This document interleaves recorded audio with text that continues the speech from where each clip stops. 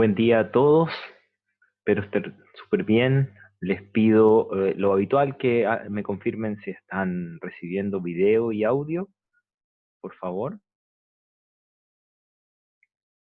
Súper, muchísimas gracias. Vale, vamos a recordar en unos poquitos minutos en qué es lo que quedamos la clase anterior. Y, y en lo que quedamos la clase anterior fue derivar la ecuación que le llamamos la ecuación de tarificación en una red, que proviene del dual del problema de flujo a costo mínimo. En esta ecuación logramos identificar cuatro principales variables duales, que son en realidad los dos pi, que son dos, que el pi y el pj, que tiene que ver con las variables duales o costos marginales asociados a las conservaciones de flujo en el nodo I y J. Esta restricción, este es un set de inecuaciones, que son las restricciones del dual, están definidas para los arcos, para todo arco IJ. Entonces, uno puede entender que va a conocer el origen, va a conocer el destino, y por ende tiene que rescatar el multiplicador de Lagrange del origen y del destino en esta ecuación. ¿Cómo se puede interpretar eso? Se puede interpretar como el costo o el beneficio, porque es de igualdad y restricto, de que uno pueda ingresar o sacar una unidad de flujo por cada nodo, en cada uno de los nodos. Y en particular, en la forma en la que está inscrito, uno pudiera entender esa resta entonces como el costo del pasaje, por decirlo así. Si es que yo pago P sub I o sea, me pagan P sub I dependiendo si es que yo soy en la carretera o si yo soy el que estoy siendo transportado, yo lo puedo entender como el costo por subir flujo, más el beneficio por bajar flujo, y esa diferencia pudiera ser asimilada como el costo por transitar desde I hacia J, es decir, por el arco IJ. Luego de eso están, esto ya lo habíamos visto en la clase anterior, es un repaso nomás, y luego están las restricciones de cota superior y cota inferior, las variables duales asociadas a las restricciones de cota superior y cota inferior. Por favor, recuerden que para que tuvieran un signo, digamos, positivo, ambas variables, tanto el W como el upper bound como el W lower bound del arco IJ son positivos. Entonces, esa es la razón por la cual nosotros la expresamos de esa manera, y aparece ese menos y aparece ese más, puesto que cuando planteamos el flujo a costo mínimo en su versión primal, escribimos explícitamente la variable de mayor que, en vez de escribir que el x sub ij fuere menor que el upper bound ij, lo escribimos como que menos x sub ij fuere mayor o igual que menos mu sub ij. ¿Ok? Es un tema de conveniencia por la razón por la que hicimos así. Ahora, habiendo recordado eso, que eso está al revés, digamos, al revés, no es que esté al revés, sino que a propósito lo hicimos así para poder construir en nuestro dual, entendamos que la variable de holgura, la variable de dual o costo marginal de las restricciones de cota superior y cota inferior tienen relación con cuál es el precio o el costo que yo estoy dispuesto a incurrir, dependiendo si soy el agente primal o el agente dual, por hacer una ampliación de la capacidad o una disminución de la capacidad de un determinado arco IJ.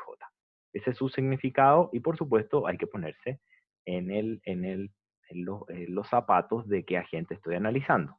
Por ejemplo, si estoy en el agente que necesita, el que tiene que incurrir en el costo de la carretera, para mí eso va a ser un costo, y cuando estoy al otro lado, que a mí me pudiera eventualmente subir el pasaje, por eso les digo, depende de cómo uno lo esté analizando, ¿ya? Pero donde se resumen estos costos, esta ecuación de tarificación, donde se recurren todos estos cobros, por decirlo así, es en esta ecuación, que por ende todo lo que vaya a ser incurrido por el agente dual, que está acá en el lado izquierdo de la ecuación, no tiene que superar, no tiene que superar no tiene que superar el costo que finalmente yo le voy a cobrar por transitar a la persona a una unidad de flujo, a la persona en el primal, ¿ok? Y por ende, esta es la ecuación que nos permite hacer este análisis. Acá les puse el significado, esto ya lo habíamos dicho, el significado económico que ustedes pudieran darle a la gente primal es que ustedes son una persona que tiene una flota de camiones que quiere hacerlas transitar por una red de caminos, y esa red de caminos tiene un costo sub IJ por transitar por cada camino, y lo que ustedes están buscando es pagar, por decirlo así, la menor cantidad de peajes posible. Si es que tienen que pagarle ese costo por transitar a una determinada concesionaria, que sería el agente dual, que serían ellos los que cobran ese C sub IJ y por ende que echan a correr esa ecuación de tarificación. Ya, la que vimos arriba, cuando digo ecuación de tarificación me refiero a esta ecuación que está acá. ¿Ok? Entonces, eso es como uno pudiera entender en un contexto de transporte. ¿Ok? Y ahí están los significados, esto lo dije allá arriba, solo para que lo tengan escrito, el costo de cobrar porque se ingresa un camión al nodo, cuánto debiera yo pagar porque me descarguen de un camión y por ende el delta es un costo de tránsito, que es lo que dice ahí. Hice el mismo análisis para el upper bound y el mismo análisis para el lower bound. ¿Ok? Eso lo dije allá arriba, simplemente aproveché y se los dejé escritos, ya lo tienen ahí hace rato. Entonces recordemos, habiendo explicado esta parte económica, habiendo recordado de la clase anterior esta parte económica, volvamos a qué nos convocaba, que a veces cuesta, y miren la primera hoja, no me voy a devolver yo porque está muy arriba, pero miren la primera hoja de este tema 3 no de este tema 3, sino que de este título de flujo, de simplex en redes, y en esa primera hoja yo hice unos cuadritos para que vieran cómo íbamos a hacer el análisis de el simplex en redes. Y el simplex en redes tenía hartos pasos. El primero era plantear el flujo a costo mínimo. Luego de plantear íbamos a escribirlo en forma matricial para poder expresarlo como un problema en forma canónica. Al enfrentarlo como un problema en forma canónica, se acaba el misterio de cómo poder construir el dual. Hacemos la construcción del dual y al plantear el dual dijimos, vamos a plantear ahora el teorema de holgura complementaria. ¿Para qué? ¿Para qué? Para poder derivar las condiciones económicas del simplex en redes. ¿Ok? Eso es lo que vamos a hacer ahora. Y de la siguiente manera. ¿Cómo se plantea el teorema de holgura complementaria? Por favor, si no lo escribí, esto siempre para el óptimo. Sí, lo escribí acá. Lo anterior siempre se cumple en el óptimo. El teorema de holgura complementaria, no se olviden que siempre es en el óptimo. Entonces, para todos y cada uno de las variables de decisión del primal y del dual, acá no solo vamos a tener, no es que sea el X en genérico, sino que siempre es el X asterisco, el X asterisco, el pi asterisco, pero para ahorrarme notación no voy a llenar de asteriscos por todos lados, porque ustedes ya saben que es en el óptimo, ¿ya? Entonces, en el óptimo se cumple lo que está planteado ahí. ¿Qué se cumple? Que la holgura del primal multiplicado por la variable dual en el óptimo necesariamente es cero. Y esto ustedes ya lo conocen. De hecho, es la base, proviene simplemente de las condiciones de primer orden del KKT. Esto ya lo conocen de introducción a la optimización, no vamos a entrar en el detalle de eso. Y lo mismo pasa, holgura en el primal, variable dual. Holgura en el primal, lower bound, variable dual, lower bound. Variable de flujo, variable, upper bound, lower bound, esta mezcla a todos por la correspondiente variable de flujo. ¿Ok? Entonces, holgura en el dual por la variable primal. Holguras en el primal por la variable dual. ¿Ok? Y todas estas ecuaciones conforman simplemente plantear el teorema de holgura complementaria para nuestro problema de flujo de costo mínimo en su versión primal y dual. Pero, ¿qué podemos decir de estas ecuaciones? Y desde estas ecuaciones, tal como lo hicimos en el simplex tradicional, nosotros podemos empezar a analizar la lógica económica de una determinada solución.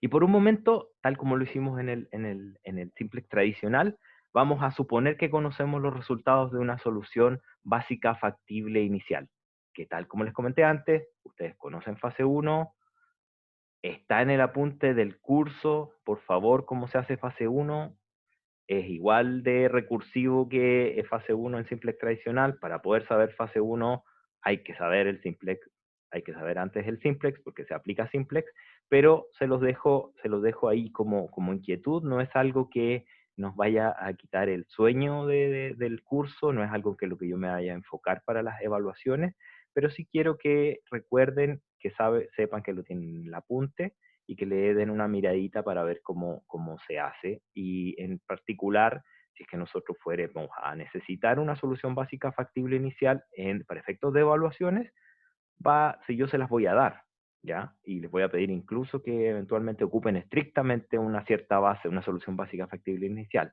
Pero eso no obsta que igual les pido que cuando terminemos de ver el simplex, ustedes en los apuntes del curso, un segundo módulo en Canvas, vayan y miren cómo se hace fase 1. ¿Ok? Está explicado dentro de la apunte. Entonces, supongamos que tenemos una solución básica factible, y esta solución básica factible va a ser un flujo. Va a ser un flujo, un vector de flujo de un determinado grafo, de un determinado flujo de costo mínimo. Y analicemos lo siguiente. Si ustedes tienen un determinado grafo, y en ese determinado grafo, ustedes, por ejemplo, ustedes tienen un grafo acá, que está el nodo 1, el nodo 2, y supongamos que en y para acá hay una nube, supongan que hay una nube, esto entran y salen flujos de todos lados, pero analicemos ese arco. En ese arco ustedes pudieran tener un flujo superior, o sea, tienen un flujo máximo, de un upper bound U12, tienen un lower bound U1, lower bound 1.2 conocido, y ustedes al enfrentar esta solución básica factible inicial van a conocer un flujo 1.2. Eso X, L, U y L son números que los conocemos. Entonces, para ese número tenemos tres alternativas posibles, la cual, por supuesto, puede ocurrir solo una de ellas a la vez. Son excluyentes. O la primera, excluyente, o la segunda, o excluyente, la tercera. ¿Ok? ¿Y cuáles son esas posibilidades? Que o esté en cota superior, o esté en cota inferior, o esté entre medio. ¿Ya? El X sub IJ puede estar en cota superior, en cota inferior, o puede estar justo entre medio. ¿Ya? Y por ende, en cada uno de esos tres posibles casos, estrictamente entre medio me refiero a un rango que, digamos, que está abierto el- que está abierto el segmento de números, digamos, ¿ya? Y entonces, en esas tres situaciones yo puedo darle una mirada nuevamente al conjunto de ecuaciones y voy a observar, en primer lugar, que si es que está en cota superior, esto se anula, y por ende el 3, que es la cota inferior, no se anula si es que X, lo quiero poner aquí, este es un sí, es un condicional. Si es que estuviéramos en este primer caso, es decir, si X sub IJ fuera igual a upper bound, si es que así fuere, entonces esto va a ser 0. X menos U va a ser 0 porque son iguales. Pero esto va a ser necesariamente mayor que 0. Si es que esto es mayor que 0, es decir, X menos lower bound es mayor que 0, necesariamente el W del lower bound tiene que ser 0 para que se cumpla la holgura complementaria. Para una determinada solución básica factible, es decir, para un determinado vértice, el cual no sé si es optimal o no. Entonces, con eso, yo ya puedo analizar, con estas dos conclusiones de 2 y 3, puedo empezar a analizar en 4, porque este valor es nulo, ese valor es nulo, este valor es mayor que 0, y yo me puedo empezar a preguntar qué es lo que pasa con la relación. Como este valor, yo sé que es un valor, es el upper bound, aquí lo dice, es el upper bound, entonces ese valor es una constante. Y para que esta restricción completa sea nula, necesito que este pedacito de acá sea nulo. Pero yo sé que el upper, por lo que dijimos acá, el W del upper bound es nulo. Y por ende, tengo que empezar a encontrar la relación entre el C, el Pi, el PJ y el PL, el WL y J, que yo sé que es positivo. ¿Ok? Pero que yo sé que es positivo. ¿Ya? Y con esa análisis, yo puedo proceder con el upper bound. Voy a hacer exactamente ahora lo mismo. Esta es la primera explicación y vamos a devolvernos después en matemática. Esto también es matemática, pero es la lógica matemática. Ya después vamos a ir con la lógica económica cuando desarrollemos la ecuación. Hagamos ahora exactamente la misma línea de análisis, pero ahora en el caso 2 En el caso 2 estamos diciendo que la segunda opción es que el flujo en ese arco sea igual a la cota inferior. Estoy viendo este. ¿Ok? Y si es que el flujo es igual, ahí admití al que me estaba preguntando, y si es que el flujo es igual a la cota inferior, eso implica que este término en la ecuación 3 de holgura complementaria es nulo. ¿Ok? Porque son iguales. El X y el L son iguales. Y por ende, esto implica que esta diferencia entre el X y el upper bound debe ser mayor que 0. Perdón, distinta de 0. En este caso es menor que 0. ¿Ya? Y como es distinta de 0, la única forma de que esta ecuación sea igual a 0 es que el W upper bound del IJ sea igual a 0. Nuevamente me puedo ir con estos dos análisis a la ecuación 4 y darme cuenta que si el upper bound es 0, tengo que analizar lo que está acá. ¿Ok? Entonces, exactamente, con la misma lógica pude hacer el análisis del upper bound. Tercer caso, ahí corre todo. Tercer caso, se me cayó el lápiz, disculpen, ahí, caso número 3 y quedó medio raro el lápiz, a ver, disculpen que arreglo esto, porque sí que no puedo, tendría que cambiar de tablet, sería grave. Ah, no, ahí lo arreglé. Tercer caso sería cuando X no está ni en cota inferior ni en cota superior, está entre medio, estrictamente entre medio. Entonces, cuando X sub I está estrictamente entre medio, estrictamente menor que la cota superior y estrictamente mayor que la cota inferior. Y cuando eso pasa, este término de la ecuación 2 y este término de la ecuación 3 son necesariamente distintos de 0. Y por ende, la única forma es que tanto el upper bound como el lower bound sean nulos. Y si tanto el upper bound como el lower bound son nulos, en la ecuación 4, yo voy a tener una relación directa entre el costo y el Pi sub i y Pi sub j. Eso que ya tan solo de observar la lógica de holgura complementaria nos aparece esas relaciones, es lo que vamos a analizar ahora en detalle matemático más abajo, y que es lo que digo acá, y luego que ya tengamos la ecuación, voy a hacer la interpretación económica. ¿Ya? Vamos ahora.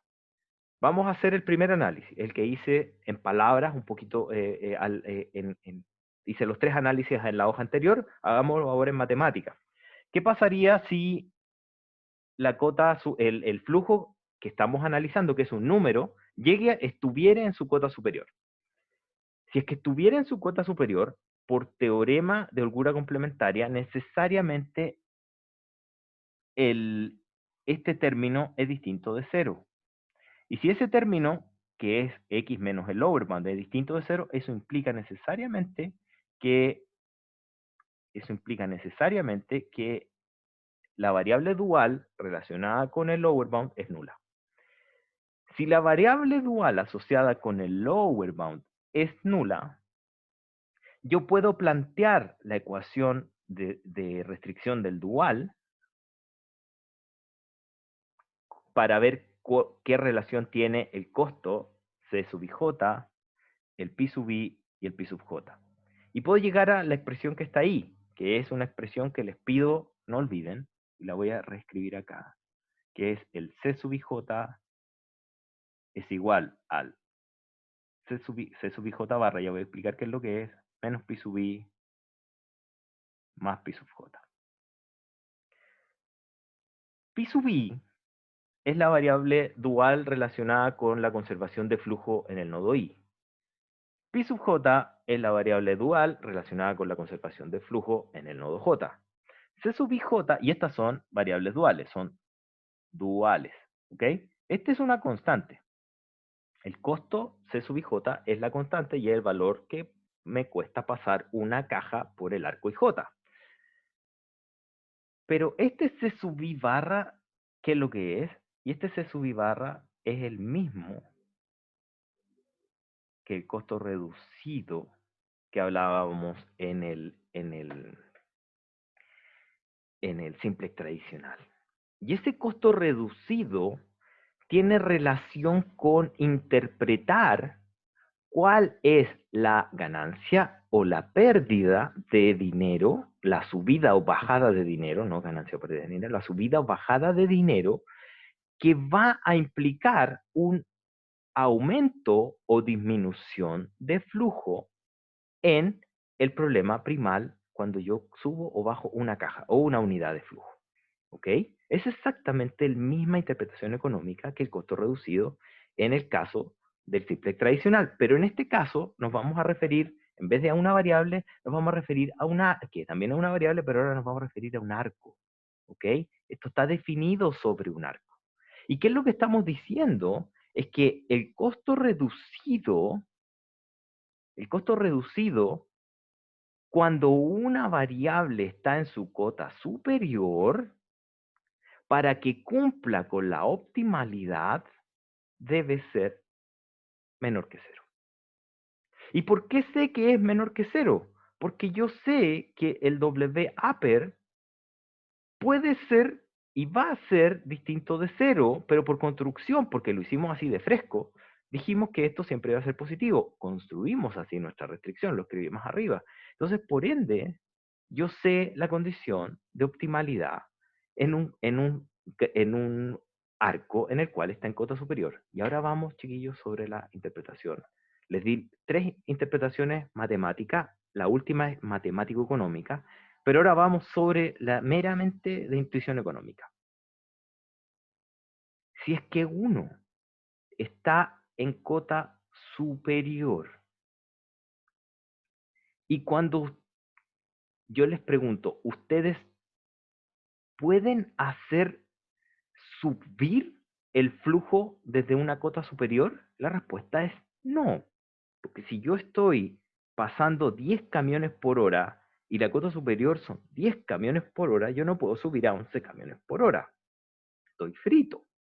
Ya no se puede. Entonces, como estoy en cota superior, yo lo único que pudiera hacer es bajar el flujo. Pudiera bajarlo a 9 camiones por hora. Y si yo bajo a 9 camiones por hora, estoy induciendo una diferencia negativa en esa variable. Es decir, cuando voy de 10 a 9, el delta en ese flujo es menos 1. Y por ende, yo cuando quiero ver el efecto neto de restar una unidad de flujo, ese menos 1, yo lo voy a estar multiplicando por un costo reducido negativo. Es decir, voy a estar multiplicando menos 1 por algo negativo. Y menos por menos es positivo. Entonces, el efecto en la función objetivo va a ser positivo. Pero, ¿cómo estoy minimizando un efecto positivo en la función objetivo? No me gusta, porque me sube los costos. ¿Ok? Voy a hacer exactamente la misma explicación de nuevo para el caso 2. La dejé escrita. Dejé escrito acá. Eso que acabo de explicar lo escribí ahí, por si acaso, para que lo tengan. Lo escribí ahí. Pero lo escribí ahí y lo escribí ahí. Esa es la explicación. Ya lo acabo de explicar y está escrito para que ustedes lo puedan ver. Pero, no pero lo voy a explicar de nuevo, pero viéndolo desde el otro caso. Vamos al caso 2, ¿ya? Porque yo sé que esto pudiera ser un poquito, son como 4 implicancias para darse cuenta son 3 nomás. 1, 2 y 3 implicancias para llegar al entendimiento económico. Veámoslo de nuevo, pero veámoslo ahora a través del lower bound.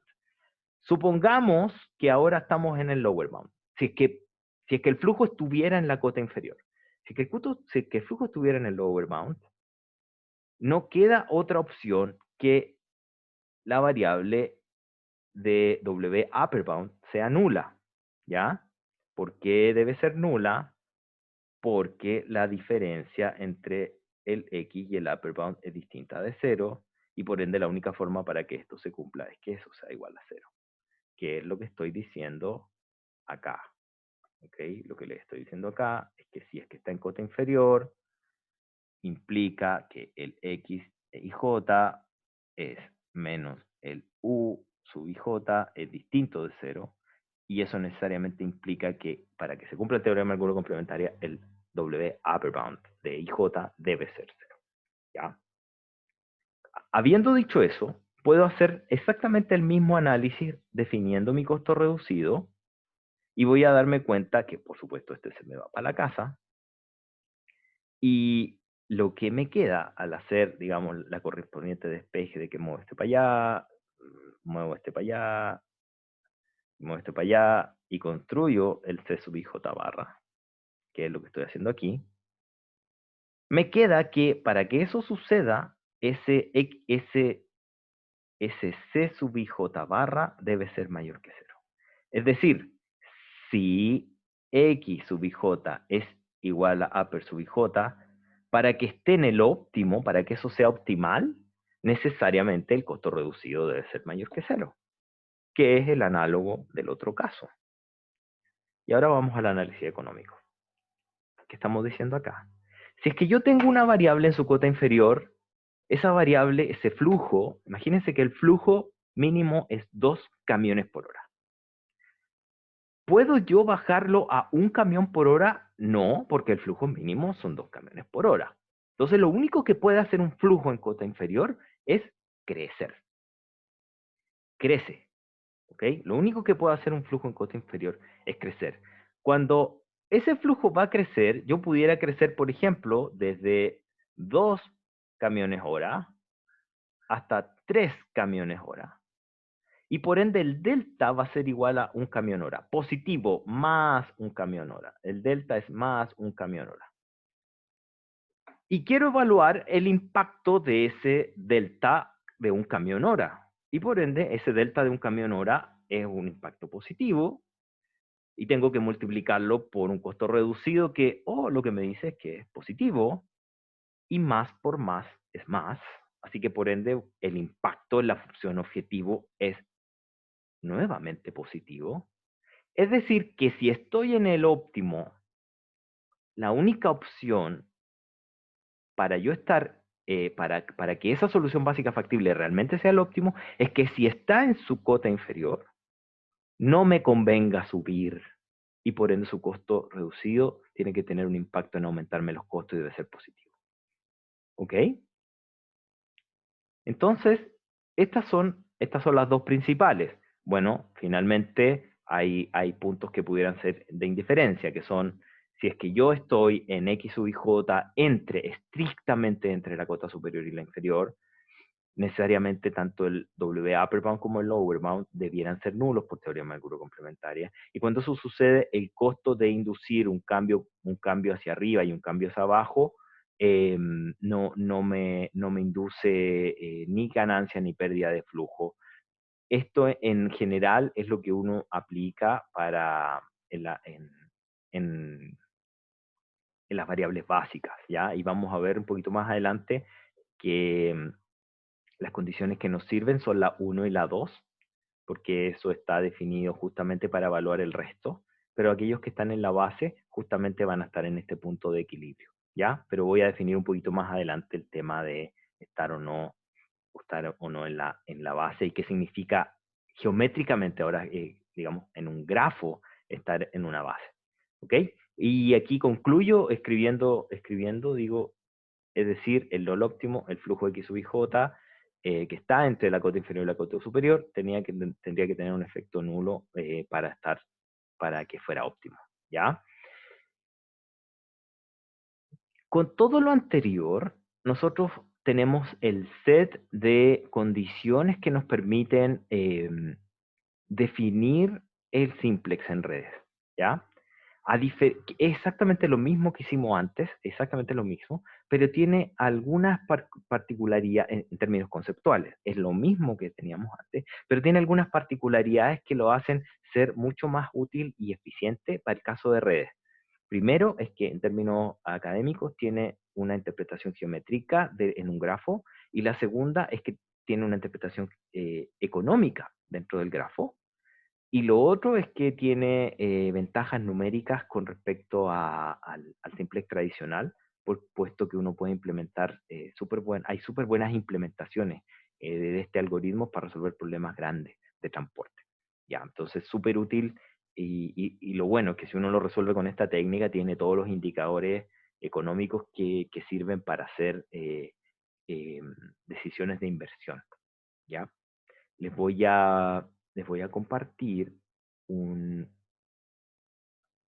a modo de, no sé si ya lo habrá hecho, mi error, pero voy a preocuparme de que Raúl haga el problema de los costos de inversión en los arcos en una red de transporte.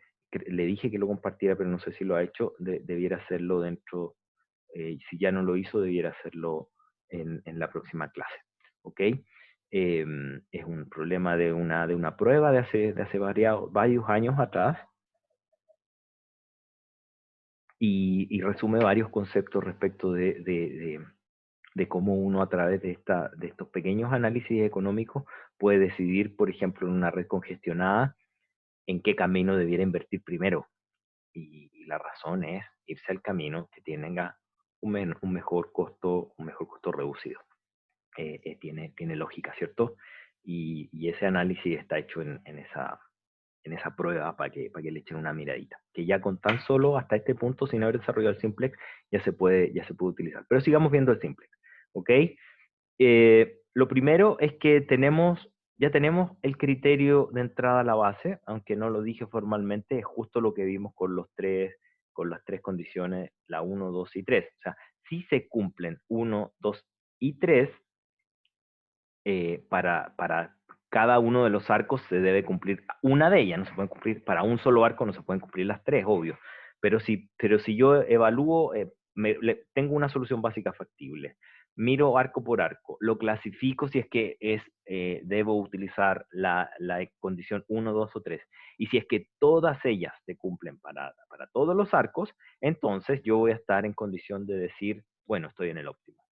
Pero si no estoy en el óptimo, entonces me voy a encontrar con que van a haber arcos que me convenga que suban su flujo, ¿ya? Y si es que eso, es decir, cuando dicho en otras palabras, en que esto se dé justamente para el otro lado, y que esto que está acá, se dé justo para el otro lado. Es decir, que cuando está en cota superior, el costo reducido sea mayor que cero, y que cuando esté en cota inferior, el costo reducido sea menor que cero. Eso implica que con el mismo análisis que habíamos hecho antes, ahora en vez de no convenirme, ahora me va a convenir. Es simplemente cambiarle los signos.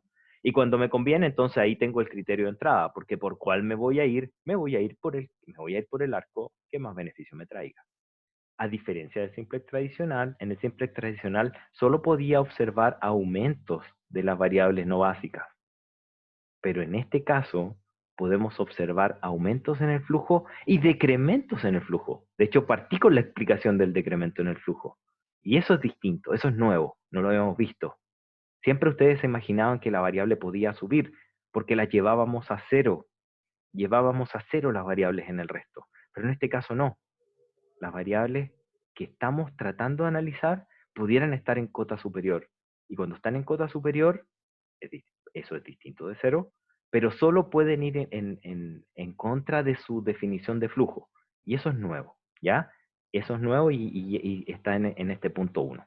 El punto 2 es el punto 2 y 3 exactamente igual al simple tradicional. Entonces se nos agrega este caso, ¿ok? Que es poder bajar desde la cota superior. Eso es como haciendo un sumario. Pero ahora, ¿qué viene? Ya tenemos el criterio de entrada. Obviamente se lo voy a hacer un sumario al final, no se preocupen por eso. Y voy a tratar de hacer ejemplos o decirle a Raúl que haga un ejemplo numérico.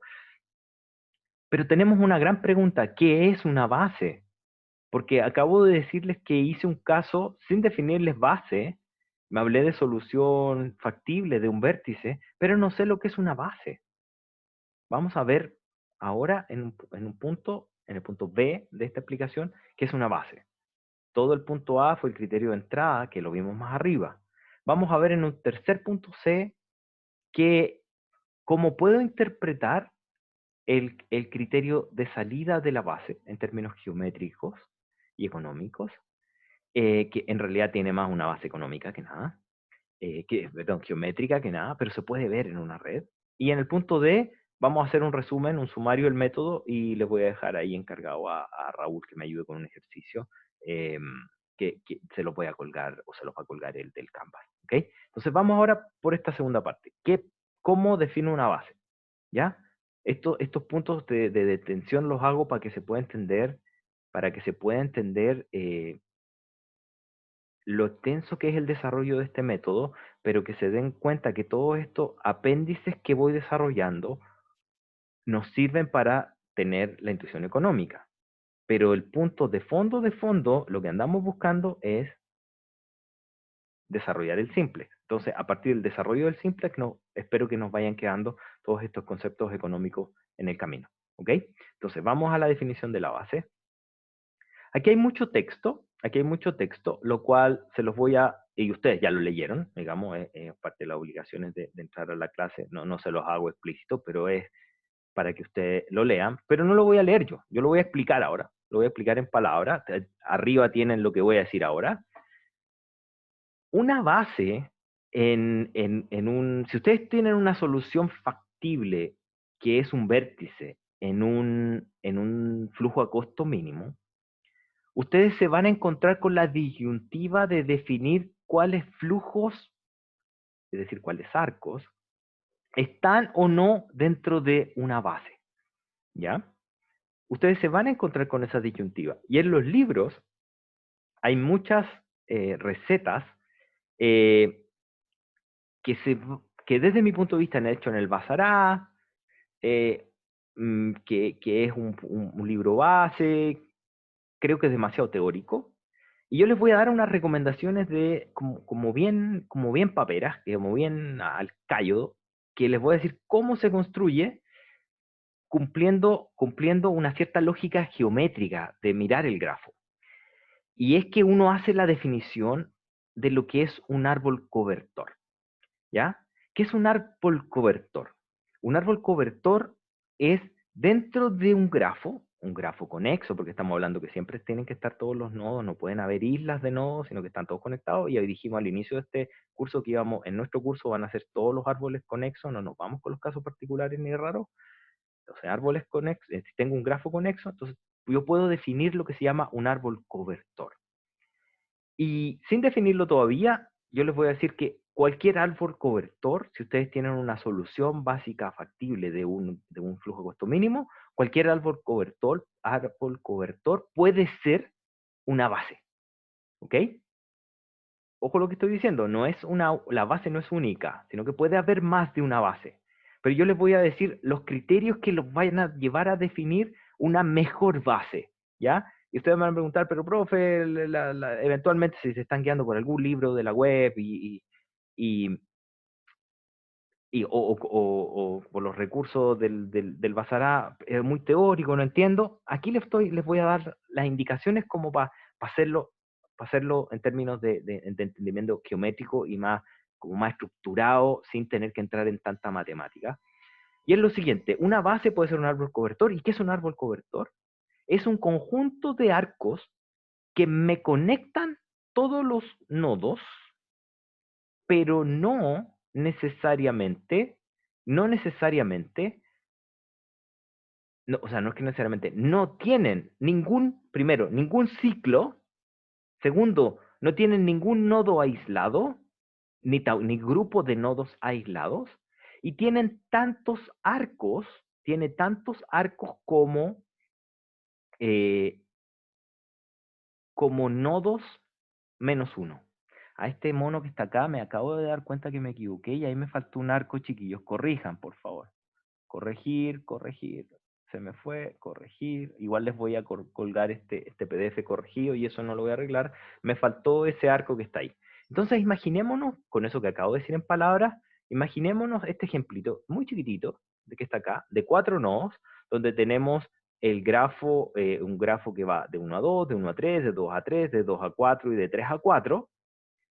Y vámonos a la definición que dije en palabras. Quiero aquel conjunto de arcos que conecten todos los nodos, que no tengan ciclos, ojo, que no quede ningún nodo colgando y que tenga n-1 arcos. ¿Cuántos arcos tiene este grafo que está acá? Este grafo que está acá, que es igual a nodos y arcos, tiene cardinal de A arcos, que es igual a 5, que es 1, 2, 3, 4 y 5. Y por ende, nuestro árbol cobertor, el árbol cobertor, tendrá eh, perdón, eso tiene de arcos, y cuántos tiene de nodos, y tiene de nodos, ¿cuántos nodos tiene? 1, 2, 3, 4 nodos, y tiene 4 nodos. Y nuestro árbol cobertor, los arcos que tendrá el árbol cobertor deben ser igual a n-1, ¿ya? Que eso es igual a 3, ¿ya? Esto que está acá. Entonces, estos que están acá, dibujados en forma esquemática, son todos los posibles árboles cobertores de ese grafo que está en el ejemplo. Pero todos esos posibles árboles cobertores son muchos y todos podrían ser base. Podrían ser una base. ¿Ya? Fíjense, está este símbolo para arriba, como una pata de pollo para arriba, una flecha para arriba, una flecha para abajo, las zetas dobladas para los dos lados, y ya los casi cierres de cuadrados que están acá. ¿Ya? Esas son todas las posibilidades. Si se me quedó alguna me la soplan, pero esas creo que son todas las posibilidades. Y esas son posibles bases, pero ¿por cuál me voy? Y aquí es donde viene el recetario de viejo que les voy a dar. El recetario de viejo es que para poder definir una base, la idea es que aquellos que no están en la base, que serían los que estoy poniendo en rojito acá, que no es que desaparezcan, sino que ahí están, pero simplemente no están en la base. En cada uno de los casos estoy poniendo los correspondientes restos o no bases, R o N, como N le llama Carrasco, yo le llamo R, yo le llamo R, Carrasco le dice N. Todo lo que está en el resto, todas esas rayitas segmentadas rojas que acabo de dibujar, deben ser analizadas cuando yo estoy viendo el criterio de entrada a la base. Y sería súper bueno, créanme, que yo tenga que analizar solo un sentido de flujo. Es decir, o que esté en cota superior o que esté en cota inferior. Porque si estoy entre medio, debiera analizar qué pasa si subo y qué pasa si bajo, y eso es un problema. Entonces, sería bueno que de entre estos árboles cobertores, yo me preocupara que aquellos arcos rojos que no están en la base, estén en alguna de sus dos cotas para yo poder decir y evaluar el criterio de entrada a la base solo con hacer un análisis. Es decir, si está en cota superior, lo único que puede hacer el flujo es disminuir, y si está en cota inferior, lo único que puede hacer el flujo es aumentar. Y eso me facilita mucho la vida.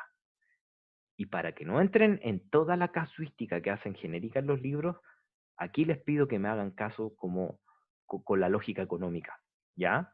Que tengan, que hagan caso al criterio económico. Fíjense que es súper simple lo que les estoy diciendo. Hacen menos evaluaciones si es que hacen caso a que las variables de flujo, que son líneas rojas, están en cota superior, cota inferior. Y con eso yo puedo seleccionar de entre todas estas posibles bases aquella que me es más fácil de evaluar. ¿Pudieran haber más de una? Bueno, cuando hay más de una, elijan cualquiera. Ahí ya no hay preferencia. Pero en la práctica suele ser difícil de hacer y en general uno encuentra muy poquitas. ¿Ya? Después de eso, sigamos.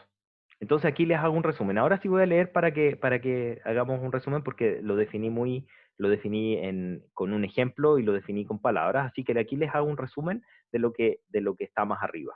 Para definir una base a partir de una solución básica factible que les llega de fase 1, eso ya lo habíamos hablado, si ustedes tienen la fase 1 pero no saben la base, o sea, saben la solución básica factible, saben que es factible, saben que es un vértice, pero no han definido la base, ustedes deben encontrar el árbol cobertor, los árboles cobertores que son susceptibles de ser base, ¿ya? Entonces lo primero es que encuentren los árboles cobertores, estos son los árboles cobertores, en este caso chiquitito. Y de entre esos árboles cobertores, deben encontrar aquellos, aquellos deben tratar de privilegiar estas dos condiciones. La primera es que los arcos que están en el resto, es decir, las rojitas que les dibujé acá, esa, etcétera, estén o en cota superior o en cota inferior. Eso nos permite disminuir, esto resta número de evaluaciones y hace que el método sea más rápido, ya menos evaluaciones. Cumpliendo eso, ustedes van a encontrar que de entre todos estos, muchos menos van a cumplir con esas dos condiciones, porque no todos van a cumplir con las condiciones. Y de entre ellos, escojan uno, ¿ya? Si es que hay más de uno. Si es que no hubiera ninguno, no va a ser el caso, es un caso particular de cálculo que donde hay múltiples soluciones, pero si es que hubiera uno, simplemente alguna de los arcos simplemente lo incluyen como parte del resto y no hay problema. ¿Ya? O sea, no es que no haya problema, sino que uno puede echar a correr el método si es que un solver y el solver les va a encontrar una de las múltiples soluciones factibles. Si no fuera así, y no quiero entrar en los casos particulares. Créanme que eso no les va a pasar por lo menos en los problemas de mi curso. Si les llega a pasar por fuera, es algo que el solver mismo les va a resolver. ¿Ok? Es un caso particular de múltiples soluciones, que es como si fueran acotados y eso. Sucede, pero no es tan común. Ok, entonces vamos ahora al punto C. Fíjense que en este ordencito, acabamos de definir que lo que era una base. Y ahora vamos con el C y el D. El C es el último, porque ya el D es el sumario, ¿ya? Entonces, en el punto C, lo que quiero hacer, y de hecho, ahí me llegó un comentario en privado, chiquillos. Sí, tienes razón. Vamos, a ver, estoy a pocos minutos del break y antes de partir un tema.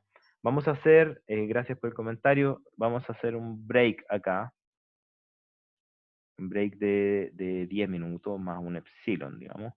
Y preparen preguntas, háganme preguntas, todo lo que quieran, pero vamos a cortar aquí y comenzamos en un ratito más. ¿Ya? Voy a cortar el audio y si tienen preguntas y eso, comenzamos con las preguntas. ¿Ya? Son las 11:22 según mi reloj. Entonces a las 11:32 más un epsilon vamos a comenzar. Voy a hacer eso lo que voy a anotar ahora y corto mi audio en este momento. Retomamos en un ratito.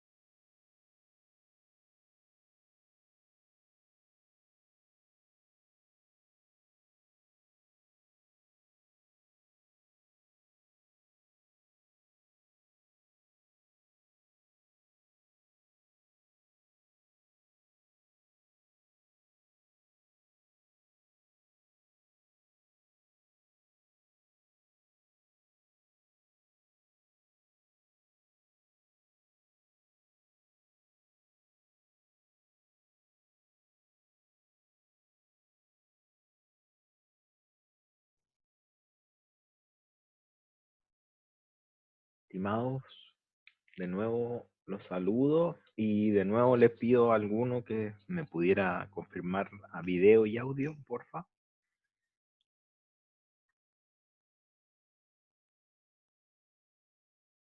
Gracias, Ana Felipe, Ana María. Súper, gracias. Los encontré muy callados la primera parte. Porfa, voy a seguir, pero porfa, deténganme cuando no entiendan, pregunten. Justo estuve mirando las encuestas, he estado mirando las encuestas en realidad de toda la facultad y, y si bien para ser, bueno, para contarles, ustedes están en este curso y todo, no me fue mal como curso, no es que no le fue mal a este curso, no le fue mal a mi otro curso, pero a otros cursos como que no les fue tan bien, solo que me salga 3 segundos de la, del tema del curso, pero porfa, también les pedimos ayuda con el feedback, pregunten, participen lo más que puedan, es difícil, pero se puede, ¿ya? Así que eso, echarle para adelante con esta metodología que todos, no, todos, incluyamos los profesores, no estamos acostumbrados, pero tratamos de poner el hombro lo mejor que se pueda. Hay una pregunta. Es una pregunta por audio. Claro, Vicente, hay una pregunta. Encantado. ¿Es posible que te dejé para que se pudieran sacar el mute solos, solitos? Si es que no puedes, lo hago yo. ¿Puedes hacerlo?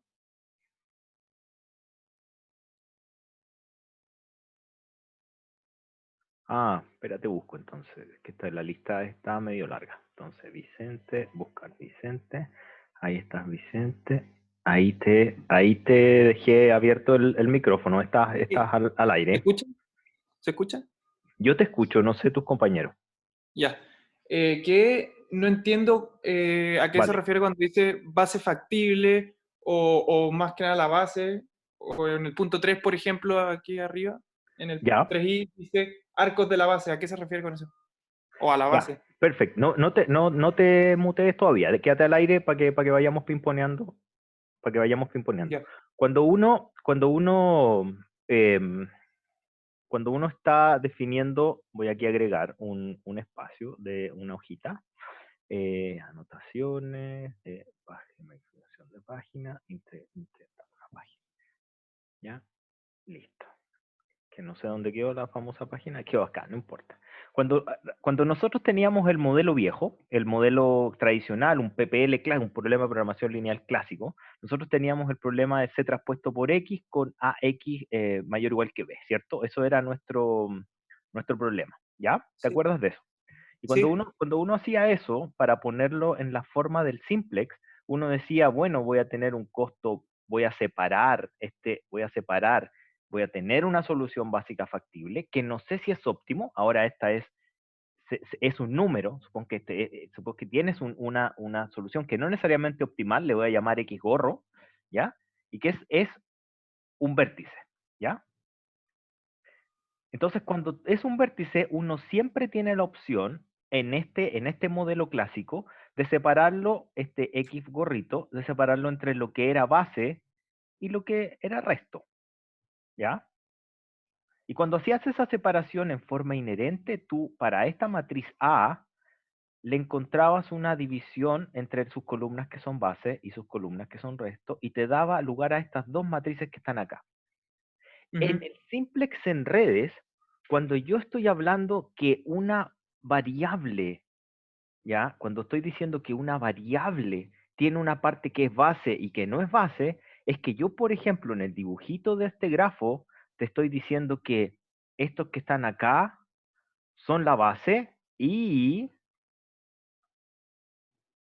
estos que están acá son el resto. Es decir, si esto fuere A, B, C, D, X, A, B, X, B, C y X, B, D sería la base,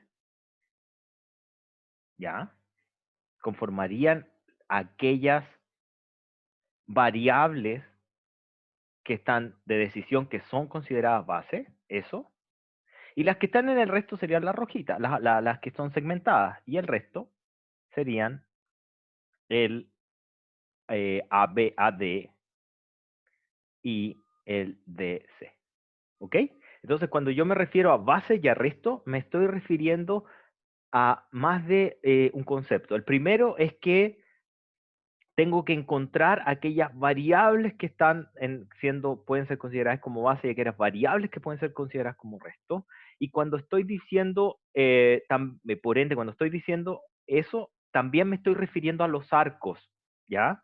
Y también me estoy refiriendo a las columnas de la matriz que van a conformar la base y las columnas que van a conformar el resto, que en este caso corresponden a un reordenamiento de, de los nodos IJ, digamos, de los arcos IJ.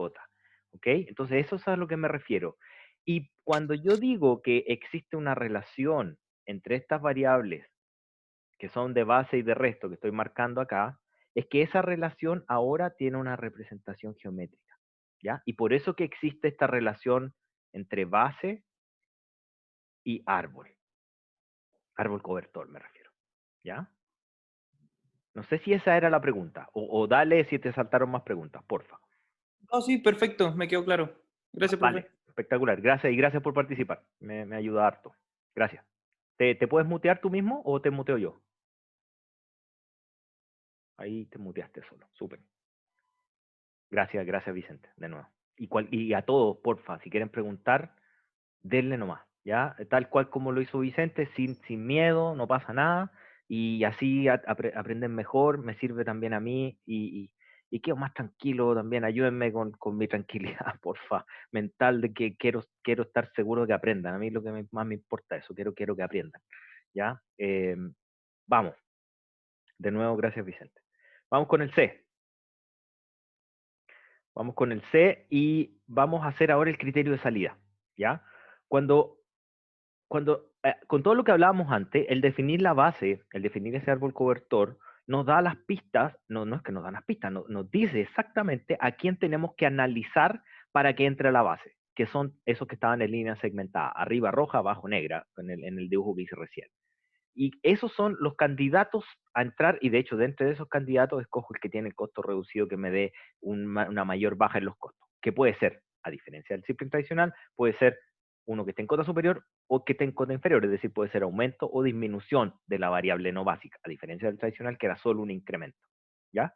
Pero ahora tenemos que preguntarnos qué es lo que pasa cuando yo ahora quiero ver hasta dónde puede crecer esa variable que yo elegí para que entrara, de modo que no viole las restricciones, que ninguna de las variables que sí están en base no viole las restricciones. Y aquí, que es exactamente el mismo análisis que hacíamos en el simplex tradicional, cuando íbamos a mirar este conjunto de restricciones, hacíamos crecer la variable del resto, y cuando hacíamos crecer la variable del resto, una de las variables básicas era la primera que topaba la restricción, y por ende, esa primera que topaba la restricción era la que nos hacía salir era la que marcaba la primera que tenía que salir de la base, porque si no, si es que cogíamos otra, el problema iba a quedar infactible.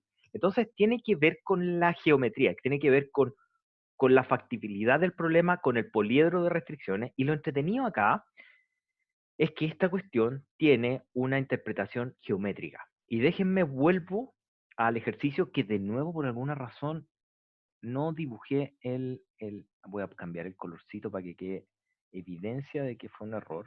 Chiquillos, porfa, aquí corrijan.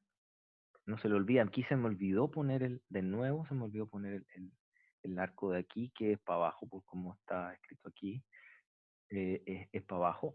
Corregir les voy a poner. Corregir, disculpen, ahí puse un error. Supongan que ese es el grafo. Vamos a suponer ese grafo chiquito. Y para poner eso que dije recién en un mono, supongan que ese es el grafo del el que estamos analizando, que hay un flujo de entrada en el 1, un flujo de salida en el 4, el 2 y el 3 son nodos de paso y tienen un cierto enmayamiento muy simple, que es el grafo más básico que yo pongo en los cursos, generalmente. Y asumamos por un momento que el árbol cobertor que elegimos de base es ese que está ahí. Es decir, está conformado por el arco 1-2, el 1-3 y el 2-4. ¿ya? Dejando fuera el 2, 3 en el resto y dejando fuera en el resto al 3, 4, que los dibujé ahí en segmentado chiquitito. Es decir, el resto es 2, 3, el resto es 3, 4 y la base es 1, 2, 1, 3 y 2, 4. ¿Ok? Lo que pasa cuando yo hago que entre una variable no básica, es decir, que una de las variables, uno de los arcos rojos, entre al árbol cobertor, fíjense que necesariamente se me va a conformar un ciclo. Necesariamente, siempre. Y si es que no se conforma es porque la base estaba mal definida. Siempre se conforma un ciclo. Por ejemplo, si es que entra el 2, 3, aquí hay un ciclo. Pero si no fuera el 2, 3, supongo que no fuera el 2, 3, sino que fuera el 3, 4, aquí se me conforma un ciclo. Entonces, dadas las características del árbol cobertor por cómo lo construimos, necesariamente se va a formar un ciclo. Y eso nos da la siguiente pista. Si se forma un ciclo y lo que yo estoy tratando de analizar es qué es lo que pasa en la red si yo hago aumentar o disminuir el flujo por ese arco que entró, que esa es la pregunta geométrica que estamos tratando de resolver, yo simplemente puedo ir y mirar. Supongan que el ciclo se formó acá, este ciclo se formó aquí, entre los nodos 1, 2 y 3, el que acabo de marcar ahí. Si es que eso se conformó ahí, si es que ese ciclo se conformó ahí, yo puedo identificar todos los arcos que están en ese ciclo. Yo lo observo, ¿ya? Matemáticamente uno puede decir, ok, ingresó el 2, 3, ingresó este 2, 3, y al ingresar el 2, 3 se me formó este ciclo. Y yo puedo ahora preguntar, ¿qué es lo que pasa si aumento o disminuyo? Ni siquiera aumento o disminuyo, sino que hago cambiar el flujo por ese ciclo. Y cuando se conforma el ciclo, los arcos que quedan, entre comillas, colgando, no importa, porque yo voy a hacer una circulación de flujo solamente en el ciclo, es decir, en este espacio de estos arcos. ¿Y cómo debiera circular el ciclo? Y eso lo va a definir en qué nivel de flujo esté el arco que acaba de entrar. ¿Por qué? Porque dijimos al inicio, la receta que les di de viejo es, si ustedes quieren analizar menos cosas, la idea es que los arcos en el resto, es decir, el rojo, o estén o en cota superior o en cota inferior. ¿Por qué? Porque si están en cota superior o cota inferior, la única opción de variación que tiene es en un solo sentido. Si está en cota inferior, solo pueden subir, y si están en cota superior, solo pueden bajar. Entonces eso les resta un grado de libertad en el análisis. Y por ende, cuando ustedes pregunten si es que el flujo de 2 a 3 es igual a la cota superior, o si el flujo 2 a 3 está en la cota inferior, ustedes en esa sola apreciación, este es un O exclusivo, un XOR, un O exclusivo, exclusive OR, o está en cota inferior o está en cota superior. Si está en cota inferior, lo único que puede hacer el flujo es subir. Y si sube, entonces la circulación de flujo en el ciclo va a ser en el sentido del reloj. ¿Ok? Para el otro lado, si es que el flujo X23 está en cota superior, entonces lo único que puede hacer este flujo es decrecer. Y si decrece, entonces el flujo va en contra de las manecillas del reloj cuando lo pongo en el ciclo. Y de esa manera, yo puedo saber de qué manera puedo evaluar cómo variarán las otras variables que están relacionadas a las variables que están ahora en el ciclo, relacionadas con esta variación de flujo. Y eso es justamente lo que quiero hacer. Quiero evaluar cómo se mueven las variables dentro de mi problema, dado que induzco una variación en la variable que está entrando, que es la que está en la línea segmentada.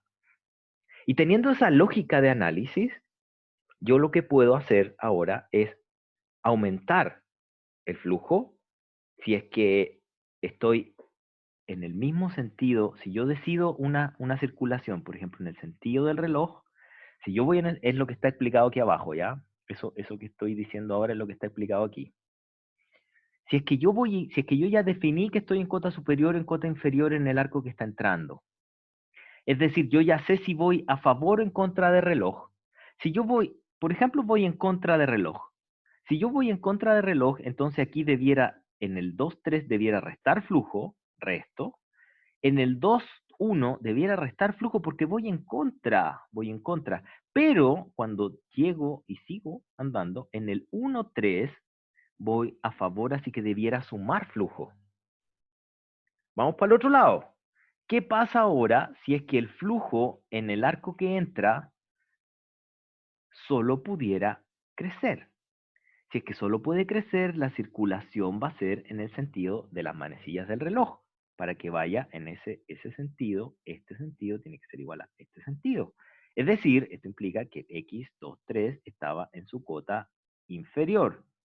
Y si estaba en su cota inferior, entonces al hacer el seguimiento, en el arco que entra voy a sumar, en el 2,3 voy a sumar flujo, en el 3,2 estoy en contra, porque el 3,2 va para allá, pero yo quiero inyectar un flujo que va en contra. Y cuando eso pasa, entonces tengo que restar flujo. Y de nuevo para el otro lado, como voy a favor del reloj, ahí voy a favor del 1,2 y aquí voy a sumar flujo. Y ustedes dicen, ya, bueno, eso es obvio, va en el sentido, es como ir en contra del tránsito, al favor del tránsito en un auto, no tiene mucha gracia. Pero ahora viene la gracia, que la pregunta clave no es si voy a favor o en contra del sentido, hay que observarlo, yo lo observé. Pero ahora lo que quiero saber es cuál es la primera que topa cota. Y eso es exactamente la pregunta que uno resuelve cuando está preguntando quién sale de la base. La primera que topa cota. Entonces, dentro del flujo, para analizar el primero que topa cota, es analizar si es que este va hacia ese suma, el 2,3 suma, si es que el 1,3 resta y si es que el 1,2 suma, yo puedo saber hasta dónde pueden llegar. Si es que está sumando, puede llegar a cota superior. Y si es que estoy restando, puede llegar a cota inferior. Y puedo saber ese espacio de cuál es el mínimo avance o retroceso, y con eso puedo determinar cuál es la primera que llega a cota, y si es que sigo moviendo el flujo, deja de ser factible. Y esa es exactamente la pregunta que uno resuelve con las ecuaciones, con el criterio de salida de la base, que es súper complicado en el simple tradicional, pero que acá se reduce a hacer este análisis. Y este análisis, que es analizar los ciclos, justamente le vamos a denominar la lógica de los ciclos. ¿Ok? Entonces, porfa, aquí me voy a detener, es re importante. Y un segundo, y quiero saber si alguno tiene una duda. Les voy a dar el espacio explícito, porfa. ¿Alguno entendió? ¿No se entendió? Porfa. Ya, se las dejo ahí dando vuelta, ya, porque es importante. Tiene la lógica geométrica, ¿vale? Parece que va bien. Y cualquier pregunta me hacen devolver nomás, no hay problema. ¿Ya? Entonces, todo esto que yo acabo de explicar ahora en palabras, lo puse en está escrito, o sea, que expliqué oralmente, ahora también se los dejé escrito en términos matemáticos, y lo puse de manera que, nuevamente acá estoy escribiendo muy mal, lo dejé escrito de manera que pudiéramos ver los dos casos, el caso contrarreloj y el caso a favor de reloj, que les puse las dos condiciones, para que vaya en contra de reloj, en este caso en que el flujo en esa flecha tiene, digamos, esa nomenclatura.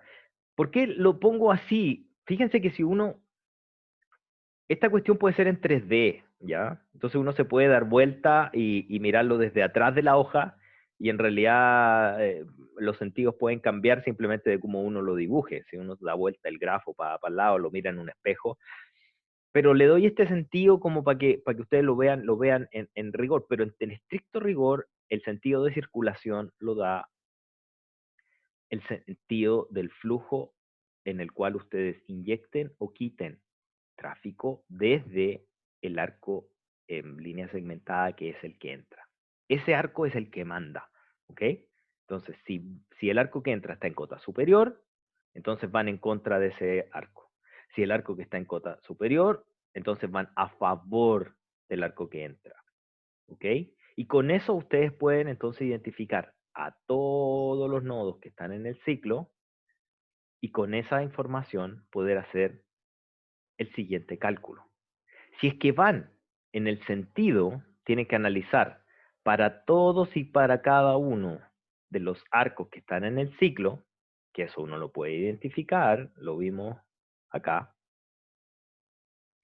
por ejemplo, eso uno lo puede identificar en un grafo. Ustedes identifican los arcos que están en el ciclo, y a esos arcos que están en el ciclo solo hay dos casos: que vaya en el sentido, que el flujo que van a inyectar, llamémosle delta ese flujo, va en el sentido del arco IJ, o si el flujo delta que van a ingresar va en contra del arco IJ.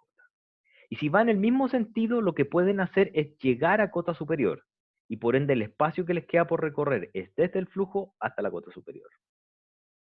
Para el otro lado, si están en cota inferior, implica que que deben decrecer desde la cota, desde el valor actual hasta la cota inferior. Y ese es el espacio que ustedes van a tener para variar, para hacer las variaciones. Y por ende, solo pueden moverse hasta que alguno de ellos sea el primero que se acota. Y eso lo hace a través de identificar simplemente el más chiquitito. ¿Ok? El más chiquitito. Porque por cómo lo definieron siempre van a ser positivos. Lo definí así para que fueran positivos, ¿ya? Entonces, de esta manera, para identificar el arco que sale, simplemente hacen la lógica de flujos y identifican la variación que es más chiquitita. Y con esa variación logran identificar quién sale. ¿Ok? Por ende, ya tenemos quién sale, tenemos quién entra, porque ya lo habíamos definido. Y ahora tenemos que hacer el último paso, que es el pivote. Y el último paso es, ok, yo hago el pivote. Cuando hago el pivote tengo que cambiar el arco que entra por el arco que sale, la variable que entra por la variable que sale, y adicionalmente tengo que actualizar las variables en el valor actual, que sería en este caso actualizar el flujo. Y actualizar el flujo se refiere a introducir o sacar en cada uno de los arcos, dependiendo si va en favor o en contra respectivamente, este flujo mínimo que acabamos de identificar, que es este, dentro del arco. Es decir, si ustedes decidieron que el flujo para el arco 1 era 2, el flujo para el arco 3 era 5 y el flujo para el arco 4 era 100, ustedes van con el más chiquitito, que es 2, y a todos los arcos del flujo deben hacerle la adición o subtracción, dependiendo si va a favor o en contra, del correspondiente, ¿cómo se llama? Del correspondiente delta asterisco, que es ese flujo. ¿Ok? Entonces, cambian el que entra por el que sale, actualizan el flujo y vuelven a la iteración original. Vamos, este es el último paso, y me gustaría hacerle un par de comentarios. Si yo voy y, pucha, lo tenía abierto y lo cerré. Déjenme abro un pequeño, voy a abrir los apuntes del curso, ahora. Esto lo tenía acá, se me cerró, lo cerré de Gil nomás, lo tengo en otra hoja, acá está. Acá están los apuntes del curso, Canvas. Y si uno se va a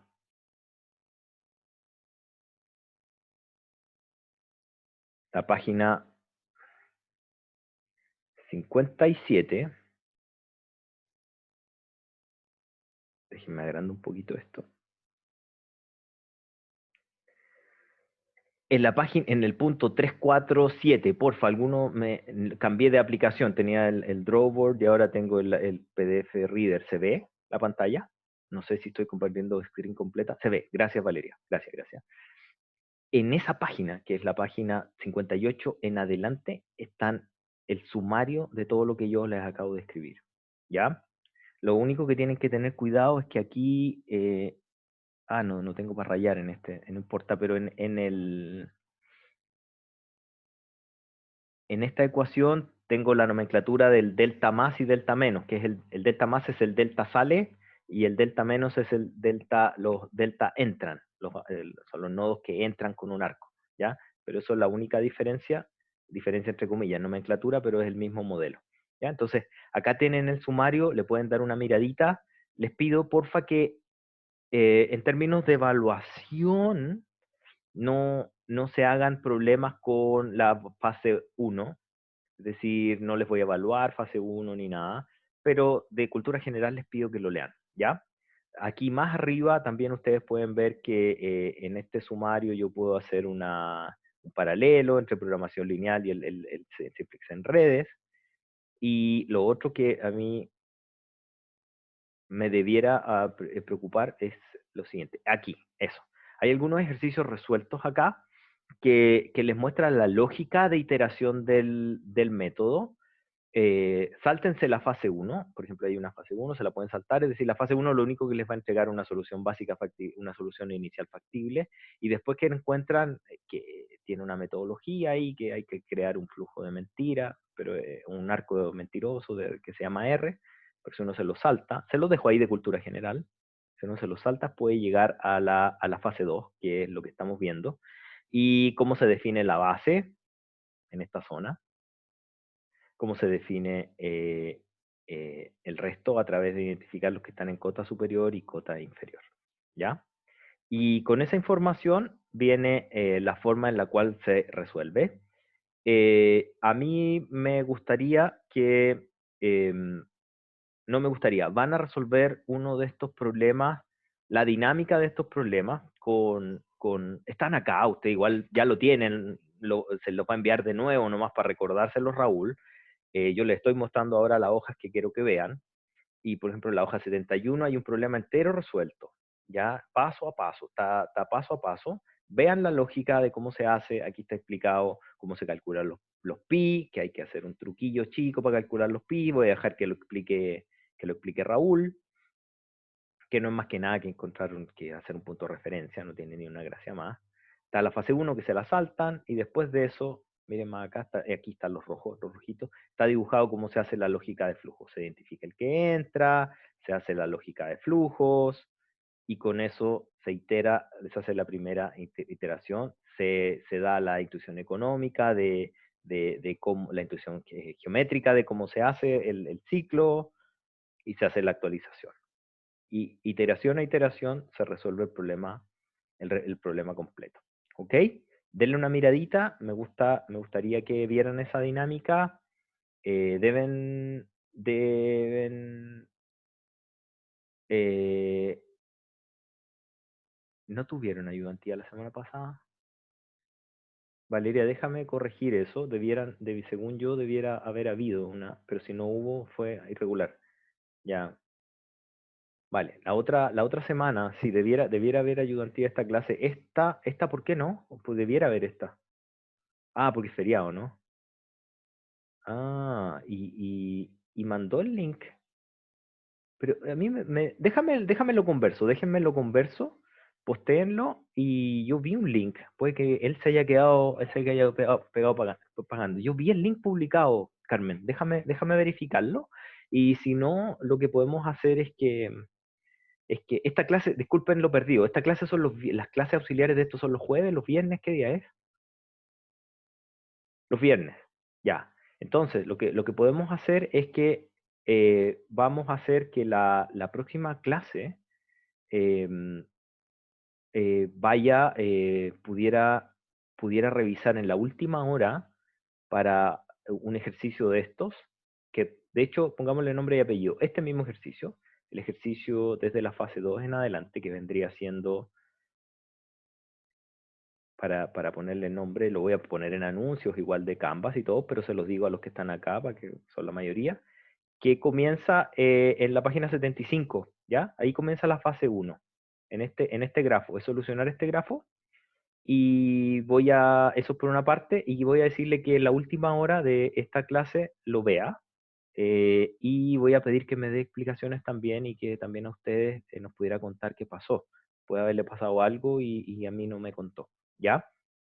Gracias por avisarme, no sabía. Y lo otro es que entonces vamos a hacer eso, que en esa horita del final, que yo me tomo 2 horas, un poquito más, voy a tomarme 2 horas estrictas en ese momento, y le voy a dejar la última a él, con un espacio chiquito para que él mismo se pueda conectar y les da y les explica este modelo. Yo, sin desmedro de ello, a mí me gusta mucho un modelo que les voy a ver ahora. A ver, esto que está aquí es la dinámica, esto que está aquí en el apunte es la dinámica de un problema de simplex en redes. Pero yo quiero ver, y déjenme ver si lo puse más abajo. No, no lo puse, así que voy a abrir el apoyo que traje ahora, que es otro. Déjenme 2 segundos, abro el ejercicio. ¿Dónde lo tengo? Problema carta Gantt se llama.